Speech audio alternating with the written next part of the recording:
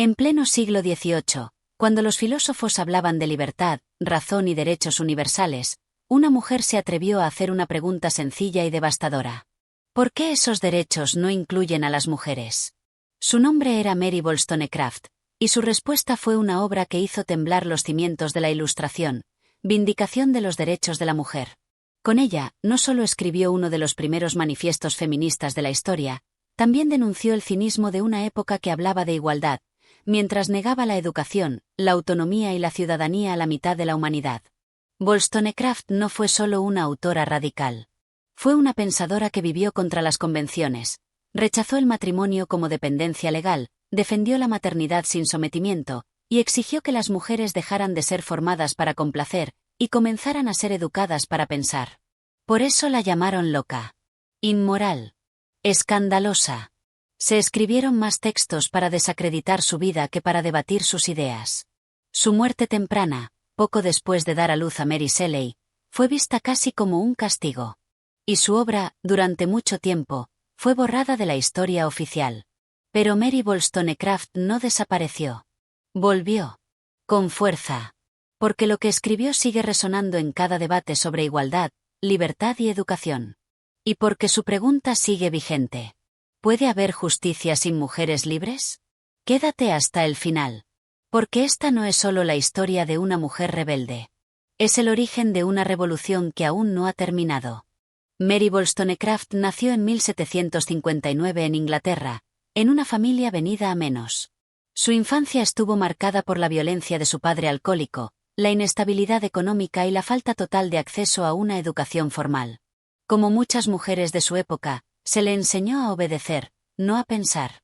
A agradar, no a cuestionar. Pero Mary no aceptó ese destino. Desde muy joven desarrolló un carácter inquieto, observador, rebelde. Se convirtió en autodidacta. Leyó filosofía, ciencia, política. Fundó una escuela para niñas, trabajó como institutriz, fue traductora, escritora y periodista. Todo sin la protección de un hombre, sin fortuna, sin privilegios. Solo con su inteligencia como herramienta. En 1792 viajó a Francia en plena revolución, donde vivió de cerca el colapso del antiguo régimen. Al principio aplaudió el espíritu de cambio, pero pronto se desencantó con la exclusión sistemática de las mujeres del proceso revolucionario. Los mismos hombres que proclamaban libertad, igualdad, fraternidad, negaban la participación femenina en la política y la educación. Ese choque fue determinante. De regreso en Inglaterra, publicó su obra más conocida, A Vindication of the Rights of Woman, en la que denuncia la hipocresía ilustrada y plantea una pregunta incómoda. ¿Qué tipo de libertad es esa que deja fuera a la mitad de la población? Wollstonecraft vivió a contracorriente. Tuvo relaciones amorosas libres, fue madre sin estar casada, y cuestionó todo lo que se esperaba de ella.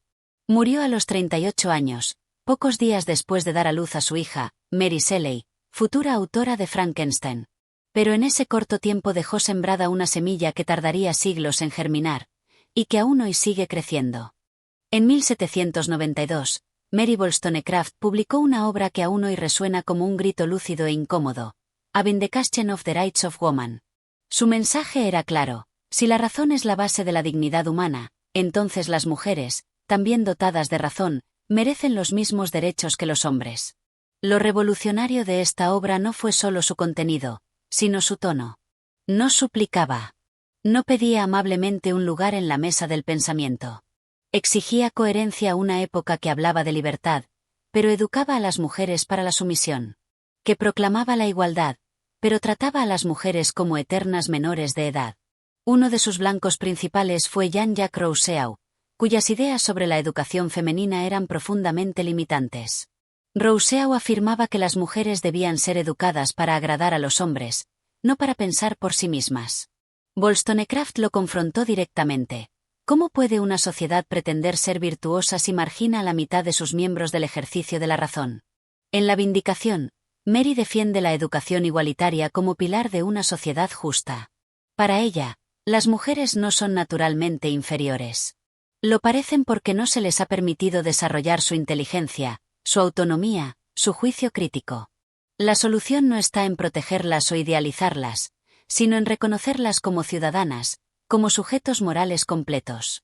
Pero Wollstonecraft no se limitó a criticar estructuras externas.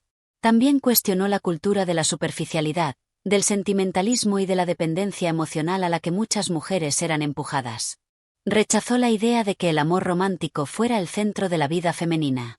Y denunció cómo la formación basada en la belleza, la obediencia y la debilidad era una forma sutil, pero efectiva, de esclavitud.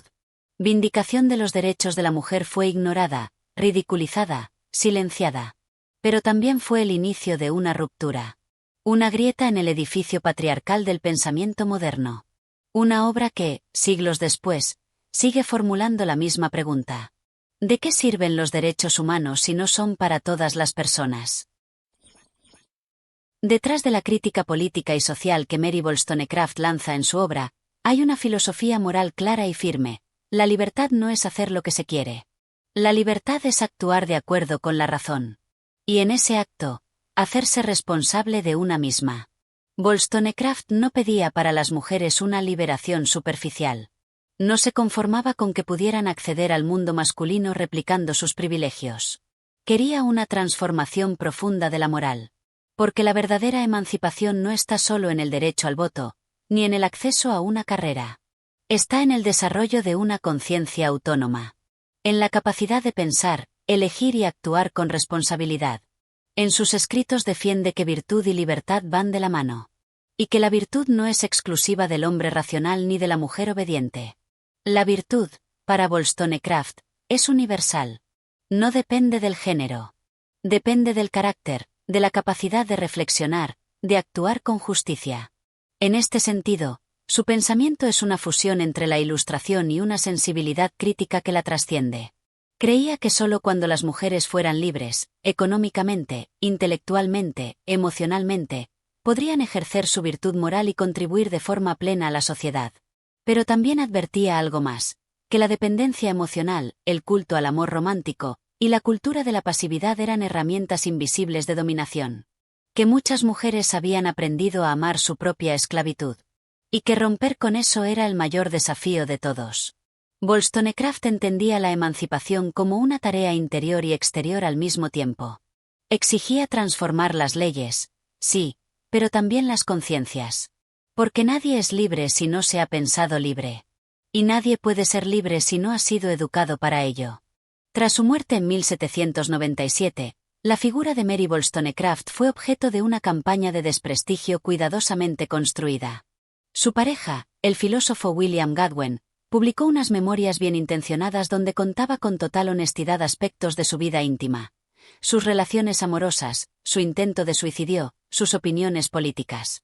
En lugar de humanizarla, estos detalles fueron utilizados para destruir su reputación.